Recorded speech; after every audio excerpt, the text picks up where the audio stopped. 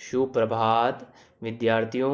आज हम कक्षा 8वीं की पाठ्य पुस्तक बसंत भाग 3 से पाठ 12 सुदामा चरित पाठ का आज हम अध्ययन करेंगे।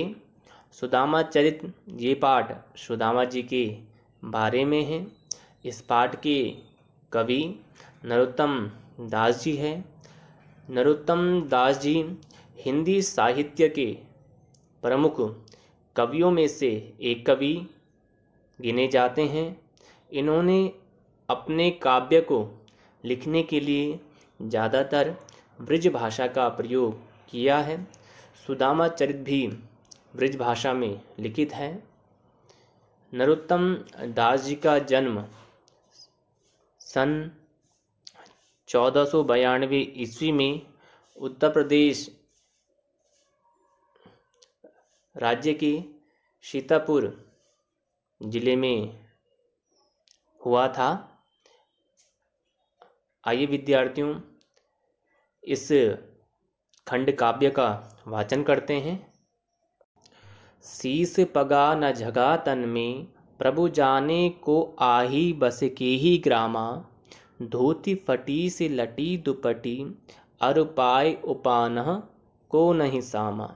द्वार खड़ो द्विज दुर्बल एक, रहियो चकिसो वसुधा अभिरामा।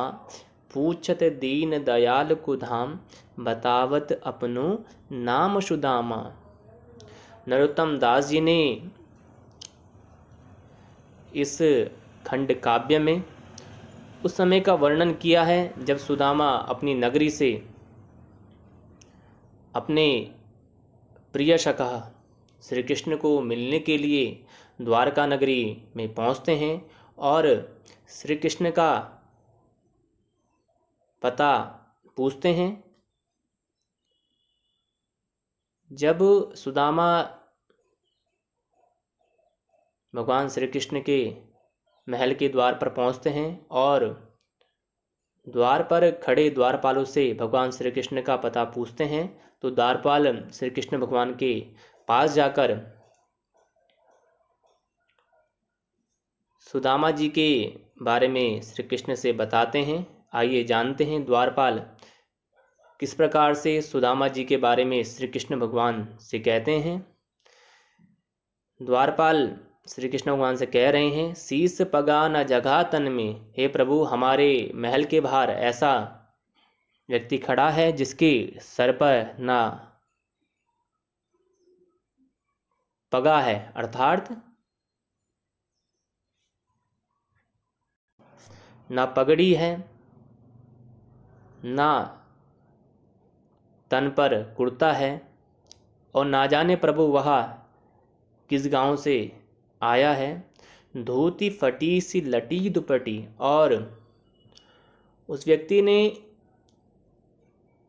व्यक्ति के शरीर पर जो धोती है, जो उसने धोती पहनी है, वह धोती भी क्या है, फटी हुई है। और जो उसके शरीर पर एक दुपट्टा है, उत्तरांग है, वह दुपट्टा भी पूरी तरह से लिपटा हुआ है। अरु पाय उपानह को नहीं सामा। अरु अर्थात और, पाय अर्थात पैर, उपानह अर्थात जूता, को नहीं सामा, और उस व्यक्ति के पांव पर जूता भी नहीं है। द्वार खड़ो द्विज दुर्बल एक, द्विज अर्थात ब्राह्मण, और द्वार पर एक दुर्बल ब्राह्मण खड़ा है। रहियो चकिसो वसुधा अभिरामा, और वो ब्राह्मण चकित होकर सुंदर द्वारका नगरी को आश्चर्य से भरकर देख रहा है। पूछत दीन दयाल को धाम, हे प्रभु वो जो ब्राह्मण है वो आपके धाम का पता पूछ रहा है। बतावत अपनो नाम सुदामा, और वह ब्राह्मण जो है अपना नाम सुदामा बता रहा है। दूसरा पद है, ऐसे बेहाल विवाइन सो, पग कंटक जाल लगी पुनि जोए। हाय महादुख पायु शका तुम, आय इते न किते दिन खोए। देखी सुदामा की दीन दशा, करुणा करके करुणा निधि रोए, पानी परात को हाथ छियो नहीं, नैनन के जल सो पग दोहे। जब भगवान श्री कृष्ण ने द्वारपाल के मुख से सुदामा जी का नाम सुना, भगवान श्री कृष्ण जैसी स्थिति में थे,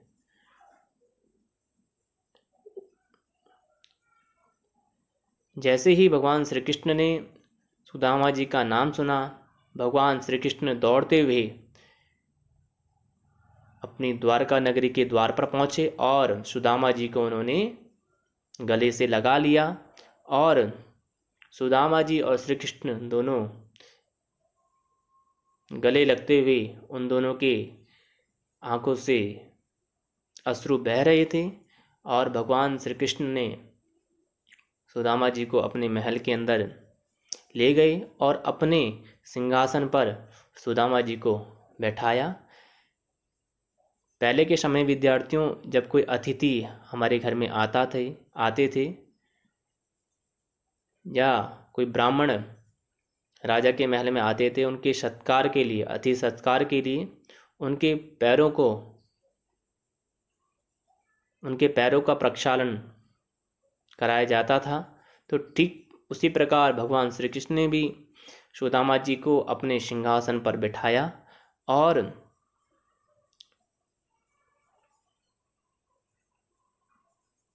जब भगवान श्री कृष्ण ने सुदामा जी के पैरों की दशा को देखा, वह इस प्रकार है। ऐसे बेहाल विवाइन सो,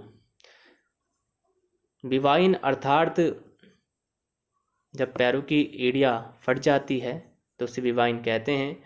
सुदामा जी के पैरों की एड़ियाँ पूरी तरह से फट गई थी। पग कंटक जाल लगे पुनि जोए, और सुदामा जी के पैरों पे कांटों के जाल लगे हुए थे, क्योंकि सुदामा जी जो है अपने गांव से द्वारिका नगरी पर नंगे पांव पैदल आए थे, तो उनकी पैरों की दशा इस प्रकार थी, पूरे पैर फट गए थे और उनके पैरों पर क्या थे, कांटों के जाल लगे हुए थे। हाय महादुख पायो शका तुम, और भगवान श्री कृष्ण सुदामा जी से कहते हैं, हे शका, हे मित्र, तुमने जो है बहुत ही दुख पाया है। आय इते न किते दिन खोए, तुम ऐसी दुख में कैसे जीवन जी रहे हो, तुम इतने दिनों तक मेरे पास क्यों नहीं आए। देखी सुदामा की दीन दशा, और जब भगवान श्री कृष्ण ने सुदामा जी की दीन दशा हालत को देखा तो करुणा करके करुणा निधि रोए, और भगवान श्री कृष्ण को भी सुदामा जी के दुख को देखकर, उनकी स्थिति को देखकर भगवान श्री कृष्ण भी रोने लगे। पानी परात को हाथ छियो नहीं, नैनन के जल से पग धोए। भगवान श्री कृष्ण ने भगवान श्री कृष्ण ने सुदामा जी के पैर को धोने के लिए जो प्रात में पानी रखा हुआ था, भगवान श्री कृष्ण ने उस जल को छुआ तक नहीं, और भगवान श्री कृष्ण ने अपनी अश्रुधारा से ही भगवान श्री कृष्ण के पैरों का प्रक्षालन किया। यहाँ पर कवि नरोत्तम दास जी ने इन पंक्तियों में अतिशयोक्ति अलंकार का प्रयोग किया है। भगवान श्री कृष्ण को ने जब सुदामा जी की हालत को देखा तो उन्हें बहुत ही दुख हुआ और उनके आंखों से अश्रुधारा बहने लगी, और उस अश्रुधारा से उन्होंने जो है सुदामा जी के पैरों को धोया। तो विद्यार्थियों, आज हमने आपकी पाठ्य पुस्तक बसंत भाग 3 से पाठ 12 सुदामा चरित पाठ का आज हमने अध्ययन किया। आगे के पद का अध्ययन हम आने वाली वीडियो के माध्यम से करेंगे। धन्यवाद।